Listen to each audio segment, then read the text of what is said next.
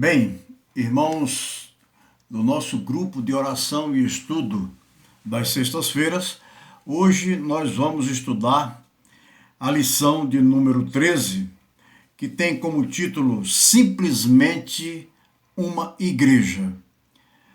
E o texto básico está em Atos 2, 41 a 44.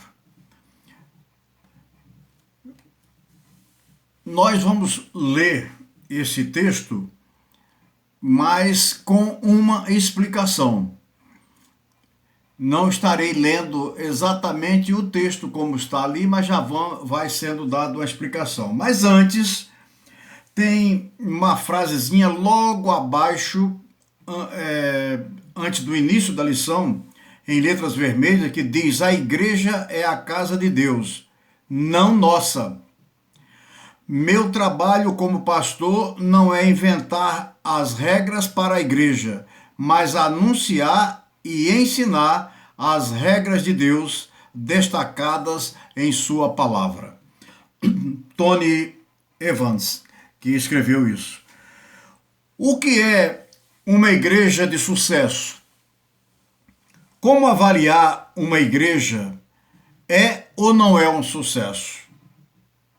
Porque veja bem, meus irmãos, nós temos essa palavra sucesso já dá uma amplitude assim de a gente querer algo que seja grande e que a gente esteja fazendo para mostrar para os outros. Acontece que a igreja ela não foi instituída pelo próprio Jesus como uma organização. Pelo contrário, ela é um organismo, porque ela é algo que é vivo.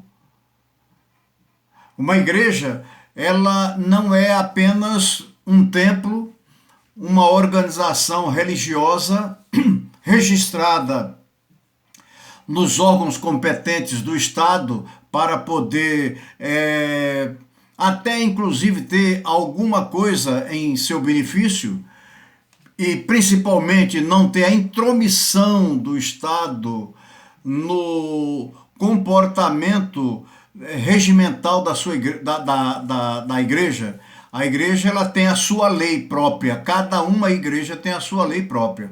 E esta lei não pode ser superada pela a lei estatal. A não ser que alguém cometa algum crime dizendo que é em nome daquela organização.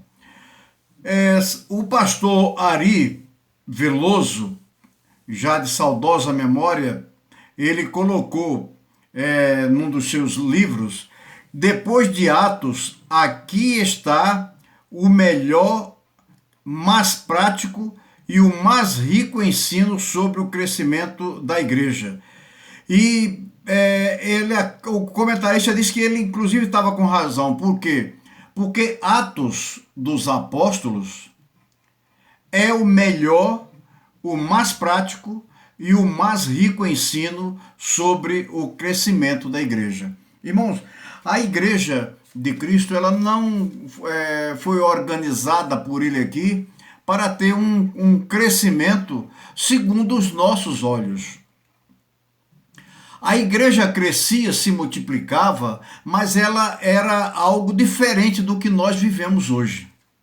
Nós vivemos hoje, muitas das vezes, até copiando as coisas de fora, quando nós deveríamos ser exatamente o exemplo e aquilo que deveria mexer com o pensamento dos de fora. Assim, em Atos 2:42, nós vemos como a igreja se portava. Ela se reunia diariamente, ela tinha comunhão no partir do pão, e quando alguém tinha necessidade, aqueles que eram mais compensados financeiramente vendiam até suas propriedades para suprir a necessidade do seu irmão, porque isso era para ele, era uma alegria ter aquele irmão com ele.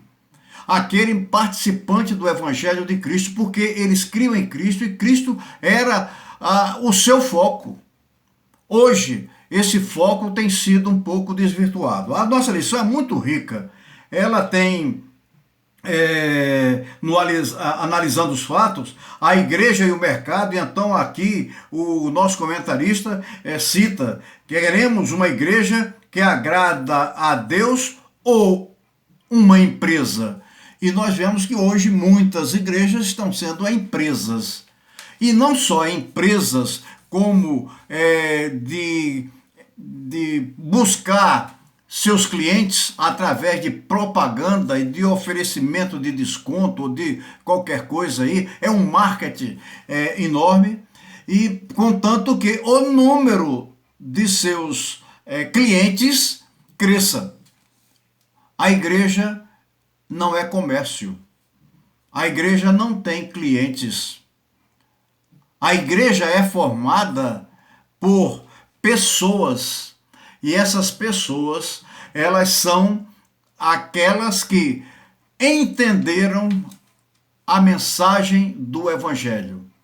Hoje o Evangelho tem sido pregado distanciado do Evangelho da igreja celular, ou seja, aquela igreja inicial, a igreja que nós chamamos de igreja primitiva. A igreja primitiva, ela tinha uma característica exemplar. Se reuniam para estudar a doutrina dos apóstolos. Ali então tinham dois tipos de pessoas. Tinham os discípulos e tinham também os discipuladores. Quem eram os discipuladores? Discípulos que já com o entendimento da doutrina ensinava aqueles que estavam chegando. Hoje as igrejas não fazem muito assim. Algumas hoje já começaram a se encaminhar para este marco da igreja primitiva. O relacionamento discipulador é a essência do crescimento da igreja. E a igreja não é para crescer em números num determinado lugar. Não. A igreja, quando ela cresce, ela tem que explodir para abrir em outros lugares. E nós temos real entendimento disso. Uma igreja, quando ultrapassa, meus irmãos, 250 membros, ela já começa a inchar. E, aliás, muito antes disso, porque, veja bem, um líder, seja ele o pastor ou o que estiver liderando a igreja num determinado momento onde não tenha pastor, ele não tem capacidade de ultrapassar 50 membros, de atender às necessidades de 50. Eu até diria que, no meu modo de entender, que seria no máximo 20. Cada um dos dirigentes ter no máximo 20. Para poder atender às necessidades de cada um, porque é muito trabalho. Porque a igreja não é essa coisa bonitinha que nós temos montada hoje, e muitas vezes querendo se adaptar às coisas do mundo.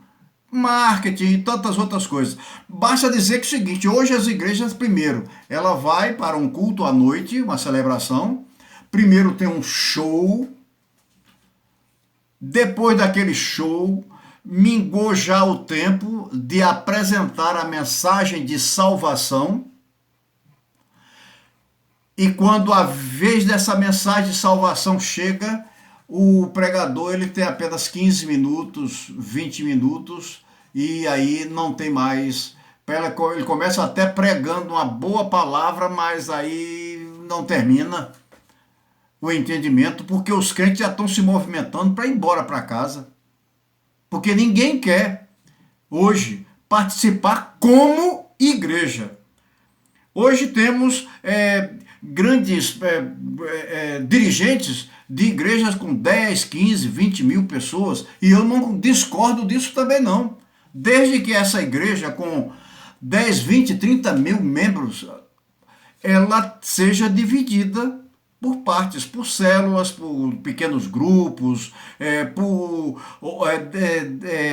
outras sedes. Tem a sede grande e depois dividida por várias sedes, por cada bairro da cidade, aí sim a coisa funciona, porque vai estar a igreja funcionando. Porque veja bem, a igreja não é um problema de mercado. A igreja é algo superior a qualquer coisa desse mundo. O mais puro ouro e o mais puro, mais fino que for o ouro, não tem o valor da igreja. O ouro vai ficar. A igreja vai subir. Bem, meus irmãos, eu tenho que correr um pouco com o tempo, porque o tempo que eu tenho para apresentar só faltam agora 10 minutos.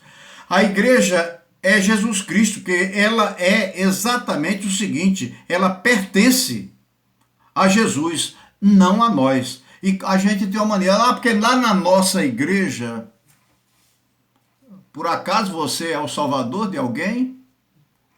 A igreja é um organismo que Jesus instituiu aqui na terra para levar mensagem de salvação.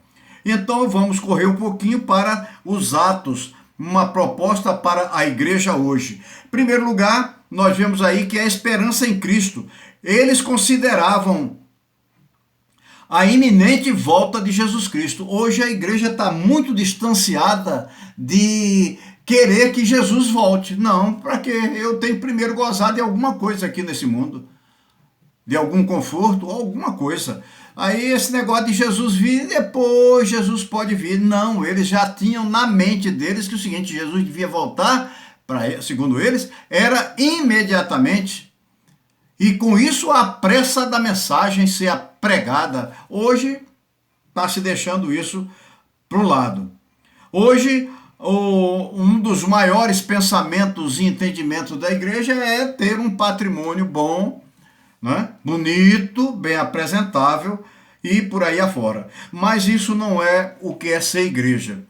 A confiança no Espírito Santo, o poder da igreja residia nas ações do Espírito Santo. Hoje, para crescimento, as igrejas estão pensando em coisas de se fazer para chamar a atenção das pessoas, para o bem-estar das pessoas e as pessoas gostarem. Gostarem de culto? O único assistente do culto é Deus. Nós temos que ir para prestar culto. O valor da oração na igreja primitiva era constante, era todos os dias, de casa em casa, e a oração era a mola propulsora do desenvolvimento da igreja. No quarto, o valor da palavra. A Bíblia é a nossa única regra de fé e prática. Será que temos praticado este entendimento de que ela é a única regra de fé e prática, ou temos que colocar livros de autoajuda? Não, a Bíblia não é um livro de autoajuda, ela é a ajuda do alto. A vida de comunhão era o que eles viviam, vida na vida. Quando alguém que tinha propriedades e tinha naqueles que estavam sendo salvos, tinha alguém necessitado, alguém pobre que não tinha trabalho, não tinha como adquirir as coisas, eles vendiam as suas fazendas e distribuíam então com aqueles irmãos. A visão de crescimento, para eles crescimento vinha de Deus, era algo natural, mas era vindo de Deus. A prática da generosidade, repartir e compartilhar eram ações comuns, é o que eu acabei de falar agora há pouco. A resolução de conflitos, quando existiam alguns problemas, eram atacados os problemas e não as pessoas. E às vezes aqui a gente vê na igreja, quando alguém faz alguma coisa errada, aí tem alguém que levanta até numa assembleia da igreja e diz assim, passa a faca, não é nem exclui mais, não é passa a faca. Retira do nosso meio, que é para não nos sujar. Peraí, meus irmãos, nós somos agentes da limpeza desse mundo, então temos que ter isso.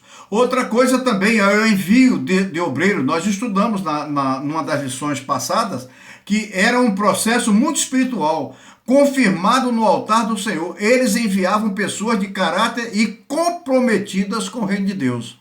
não aqueles apadrinhados. E nós temos muita coisa hoje na igreja, de um modo geral, que é apadrinhamento. E dependendo da igreja, do ritmo, do sistema de governo que ela tenha, tem um negócio. Na hora de eu sou o pastor e tal, para me substituir vai ser fulano. Vou deixar um testamento aqui e só pode ser fulano. E não é por aí que era feita a escolha do envio de obreiros. A ousadia no evangelismo, jamais recuaram, confiaram no poder e na proteção de Deus. Obedecer a Deus sempre foi a prioridade da igreja primitiva, do ser igreja. Quando a gente fala igreja primitiva, é ser igreja. O perfil da liderança. O padrão era uma liderança espiritual, focada na direção do Espírito Santo. Gente que nutria na própria vida as disciplinas necessárias para falar em nome de Deus e guiar o seu povo. A forma de ver o sofrimento era outro aspecto. Para eles, o sofrimento fazia parte do chamado. Sofrer por amor de Cristo era uma honra. E nós hoje temos muita gente que, quando o calo aperta um pouquinho, porque alguém vai fazer uma pressão para a igreja, o indivíduo cai fora. Como diz na linguagem de hoje, vaza, não quer ficar. O cuidado com os irmãos na fé, a visão de cobertura especial era comum entre os mais experientes. Eram muito hospitaleiros. E praticamente, finalizar, a 14ª é a alegria em viver a ação de Deus. A forma de lidar com o novo de Deus era bem especial na cabeça daqueles irmãos. Ao perceber que Deus estava à frente das ações, eles se alegravam. Eu não poderia encerrar, a hora já está finalizando, de ler com os irmãos. O Para Pensar e Agir. A igreja é a ideia de Deus. É por isso que não pode ser dirigida como uma organização meramente humana. Precisamos resistir aos apelos do mercado, à tentação de copiar os outros. Somente a orientação do Espírito Santo para cada igreja poderá nos preencher.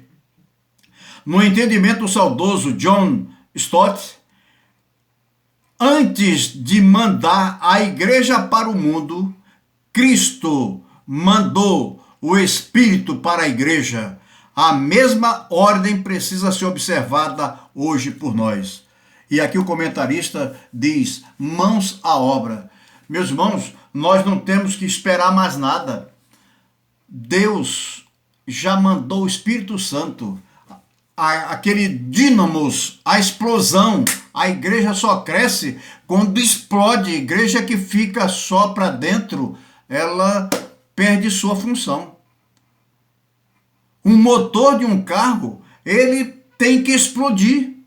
Os cilindros têm que estar em explosão. Se não tiver explosão, não tem movimentação do motor e então não arrasta o carro para ir para frente. A nossa igreja tem que viver fincada neste aspecto. Ser usada, deixar ser usada pelo Espírito Santo, que é o dínamos, que é a explosão do Evangelho. Sem o Espírito Santo, você pode falar muito bonito, mas de nada vai valer. Que Deus nos abençoe e na próxima semana teremos novo estudo que passaremos para vocês durante a semana.